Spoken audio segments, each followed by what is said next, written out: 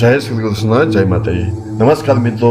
વર્ષ 2026નો મે મહિનો સિંહ રાશિના જાતકો માટે કોઈ મોટી ઘટનાથી ઓછો નથી. આ મહિને આકાશમાં ગ્રહોની એવી ચાલ બદલાઈ રહી છે જે તમારા જીવનમાં સત્તા, જવાબદારી અને આધ્યાત્મિક શક્તિનો નવો અધ્યાય શરૂ કરશે. તમારી રાશિના સ્વામી સૂર્યનારાયણ આ મહિને અત્યંત પ્રબળ થવાના છે. પણ યાદ રાખજો, 8મા ભાવમાં બેઠેલા શનિદેવ તમારી ધીરજની કસોટી પણ લેશે ખરા. આજના આ ખાસ વિડીયોમાં આપણે જાણીશું કે 1 મેથી 31મી મે સુધી તમારા સંબંધો, આવક, વિદ્યાર્થી જીવન અને સ્વાસ્થ્યમાં કેવા પરિવર્તનો આવશે. સાથે જ આપણે વિડીયોમાં જાણીશું કે અધિક માસના એવા અચૂક ઉપાયો જે તમારું ભાગ્ય બદલી શકે છે. તો ચાલો શરૂ કરીએ. મિત્રો, સ્વાગત છે તમારું આપણી ચેનલ લાઈવ પર. મે મહિનાની શરૂઆતમાં જ ગ્રહોની સ્થિતિ ખૂબ જ રોમાંચક છે. 15મી મે સુધી સૂર્ય તમારા 9મા ભાવમાં ઉચ્ચના થઈને બેઠા છે, જે ભાગ્યનો સાથ અપાવશે.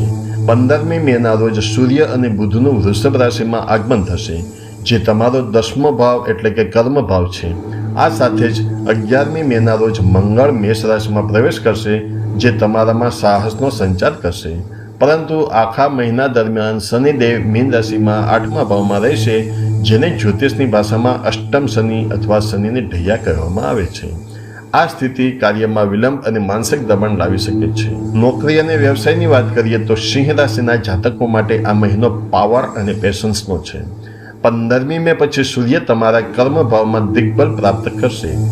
જો તમે વહીવટી સેવા, રાજકારણ અથવા મેનેજમેન્ટમાં છો તો તમારી સત્તામાં વધારો થશે અને નવી જવાબદારીઓ મળશે. જો કે શનિની દ્રષ્ટિ 10મા ભાવ પર હોવાથી તમારા ઉપરી અધિકારીઓ તમારી શિસ્તની કસોટી કરી શકે છે.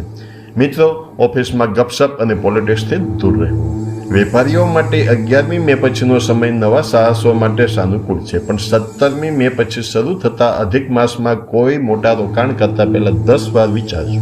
1 જૂન સુધી ગુરુ મહારાજ 11મા ભાવમાં હોવાથી તમારી આવકનો પ્રવાહ ચાલુ રહેશે અને જૂના અટવાયેલા પૈસા પરત મળવાની શક્યતા છે. 14મી મે થી શુક્રદેવ પણ લાભ ભાવમાં આવશે, જે તમારી વિલાસિતા પાછળ ખર્ચ કરાવી શકે છે.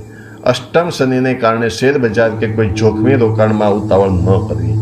17મી મે થી 31મી મે દરમિયાન આર્થિક લેવડ દેવડમાં ખાસ સાવધાની રાખવી, કારણ કે તે અધિક માસનો સમય છે અને તેમાં નવું રોકાણ હિતાવહ નથી.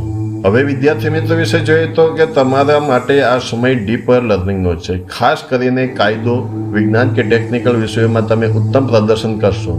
11મી મે પછી તમારી ઉર્જા અને આત્મવિશ્વાસ વધશે, પણ એકાગ્રતા જાળવવા માટે મેડિટેશન જરૂર કરજો.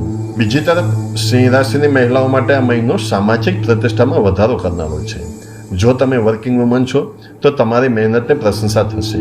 સ્વાસ્થ્યમાં રહી અને કરોડરજ્જુનું ખાસ ધ્યાન રાખો. 16મી મેના રોજ આવતું વટ સાવિત્રી વ્રત તમારા દાંપત્ય જીવનમાં આશીર્વાદ લાવશે. સિંહ રાશિના ગૃહસ્થ જીવનમાં થોડો સંયમ રાખવો પડશે. 7મા ભાવમાં રાહુ અને 8મા શનિ હોવાથી જીવનસાથી સાથે ગેરસમજ થઈ શકે છે. તમારો અહંકાર તમારા સંબંધોમાં આડખીલી ન બને તેનું ખાસ ધ્યાન રાખજો. સંતાન બાબતે જોઈએ તો તમારા બાળકો તરફથી કોઈ સારા સમાચાર મળવાના પ્રબળ યોગ છે, જે ઘરમાં આનંદનું વાતાવરણ લાવશે. અપરિણિત લોકો માટે 15મી મે પહેલા લગ્નના માંગા આવી શકે છે, પણ સગાઈ કે લગ્ન માટે અધિક માસ પહેલાનો સમય પસંદ કરવો શ્રેષ્ઠ રહેશે.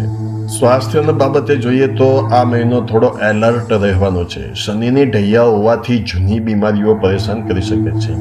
બ્લડ પ્રેશર અને ડાયાબિટીસના દર્દીઓએ બેદરકારી ન રાખવી. ખાસ કરીને 1 મે થી 11મી મે દરમિયાન વાહન અત્યંત સાવધાનીથી ચલાવવું, કારણ કે મંગળ અને શનિની સ્થિતિ અકસ્માતનો યોગ બનાવી શકે છે. પૂરતી ઊંઘ અને સાત્વિક ખોરાક આ મહિને તમારું રક્ષણ કરશે.